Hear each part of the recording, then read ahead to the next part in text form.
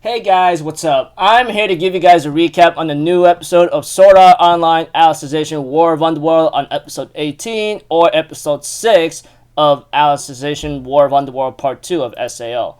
Anyways, this episode right here, I gotta say I am loving A1 Pictures very much, knowing that they are so well done with the animation detail, everything else all together.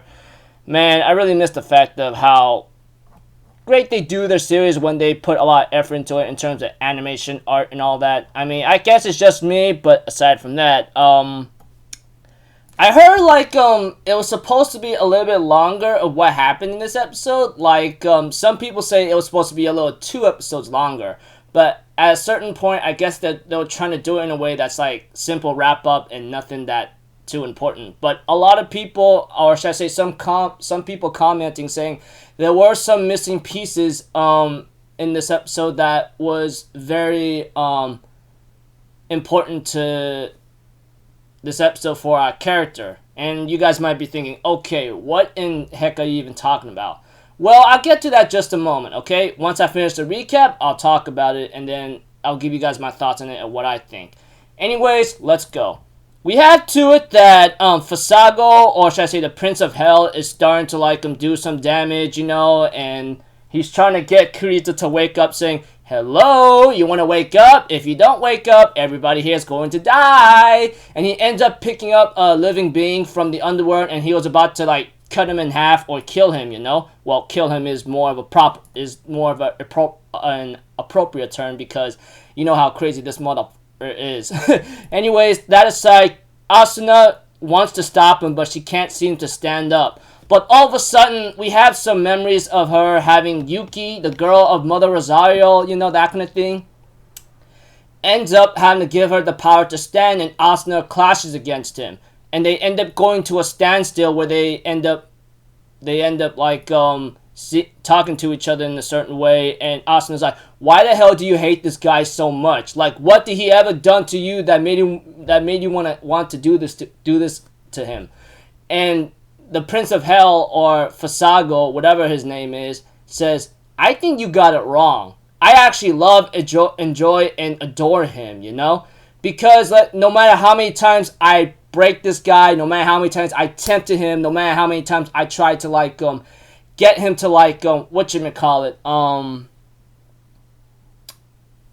to bring him down, break his spirit or something, or bring him down in the dumps, he will always get up and become the people's light of hope or something, or object of hope.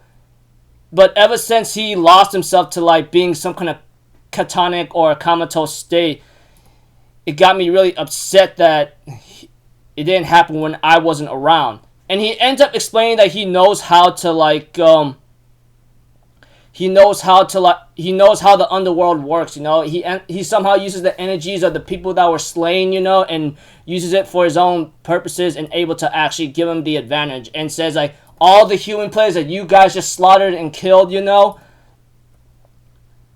gonna freaking destroy everything, etc. In other words, he'd be using the powers of those who got killed in combat and power himself up with it, Eventually, we have to it, of course, Fasago, or the Prince of Hell, continues to overpower Asuna, but Asuna gained encouragement from Yuki in her memories, and possibly from other allies who's telling her to stand up. Eventually, she grows wings of her own, of Heaven's Wings, and clashes against him, and manages to do a lot of damage in him by using a combo that she was given to by Yuki of Mother Rosario.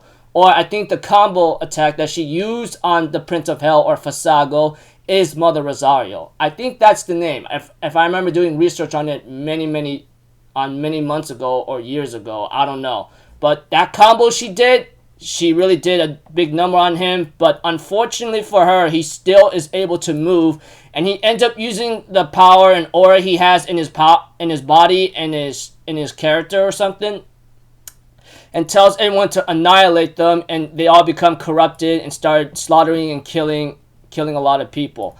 As for Kirito, that guy, he does have his inner psyche. We get to see the looks into his inner psyche or something, which is something that's very important that many people are saying, And we get to see that shows up at least 60% of the episode the way how if I calculate it in a somewhat way.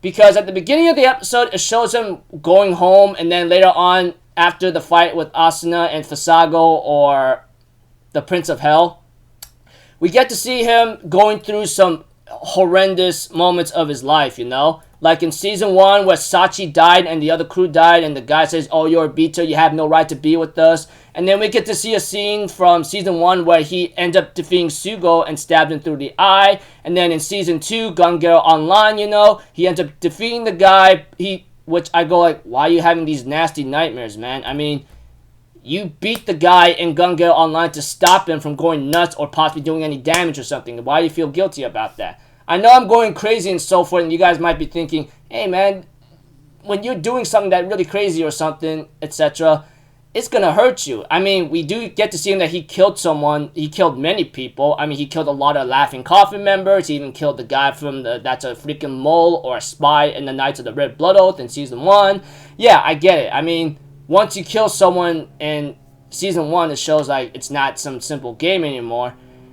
It's not a joke, which I understand. I mean, once it's gonna be with you forever, you know, and everything else all together. And then he ends up seeing the memories where he lost Yu-Gi-Oh, which I understand why. I mean, that was his most dearest best friend in the underworld he ever had, and he wasn't able to save him, and he died right in front of his arms, right in front of him in his arms, you know.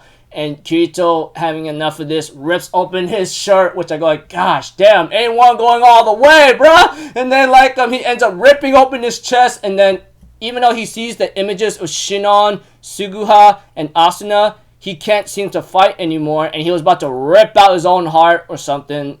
But he realized, come on Kirito, why? And all of a sudden, another memory fragment shows up, and it's Yu-Gi-Oh! He says, hey man, what's up?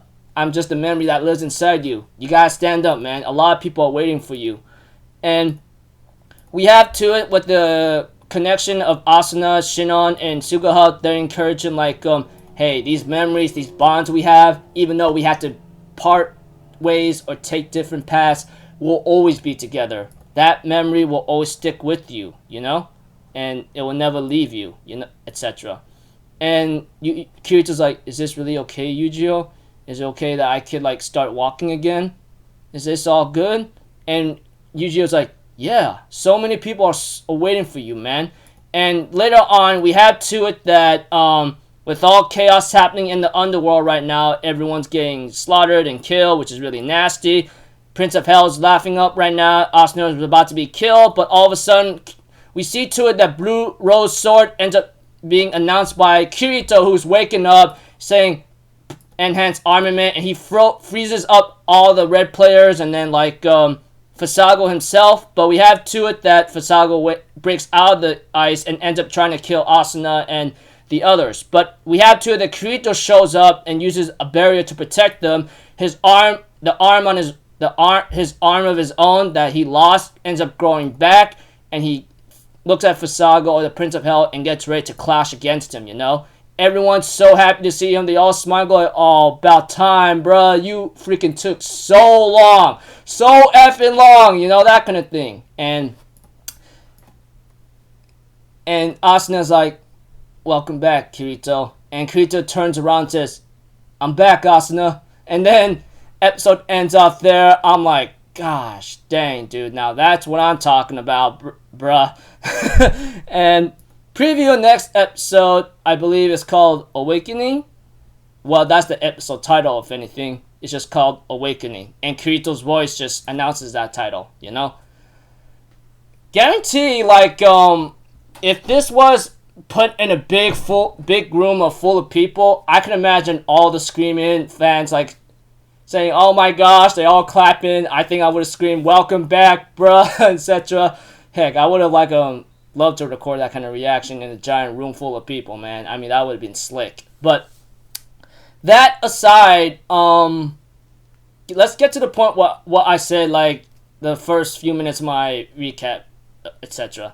Many people say that the inner battle psyche of Kirito was supposed to be a little bit longer and it's supposed to make more sense. Many people say what happened in this episode of Kirito's inner psyche is all BS. It's like some giant A-pool, you know, because it wasn't done right, you know, etc. Even the author, they say that even one of the people who reads the light novels and explains that the author worked very hard to make sure the awakening of Kirito will actually be very proper, make sense, and it'd be satisfying. But not a lot of detail was shown, and many people commented says that it needed to be maybe 1 or 2 episodes long or something. I don't know. Whatever the case may be, like Kirito's inner psyche battle was supposed to be a little bit longer, while some of them commented, do we really need 2 more episodes of Kirito battling his own psyche, you know? I don't know. I mean, like, what do I think of it? I guess it was a little complicated. I guess we do see some horrors or horrendous memories of him having to go through, and you know, him battling his own psyche in a certain way. But I guess it's okay for now if they're trying to make it like, okay, all that, just put in the this and that and make it work. I guess it's okay, etc. But in terms of animation, art, and music, like I said, A1 Pictures is on a freaking damn roll. I give him props for actually working very hard to actually put a lot of effort into this, you know? So, yeah. I don't know what's really bound to happen next, but one thing for sure, our sword god, or our boy protagonist, is back in action. He's ready to whoop some butt. He's about to face off against the Prince of Hell with the broken sword. I really hope he gets his other sword back, because he's gonna need that, baby. I better hope he get that sword back. That aside, like I said, looking forward to the next episode, and hopefully, animation and all that, art and music will be on top notch. I mean, I'm pretty sure there were a lot of fans who were waiting for Kirito's awakening, man. That much I can say. Looking forward to the next episode, like I said, in terms of action and art, animation, and music. That's what I look forward to the most, and everything else all considered, yeah. So until then, people, I'll see you guys in the next video. I'm Alicization. Have a good day, and I'll see you guys next time, alright? Peace out. Bye-bye. Toot-toot-oo!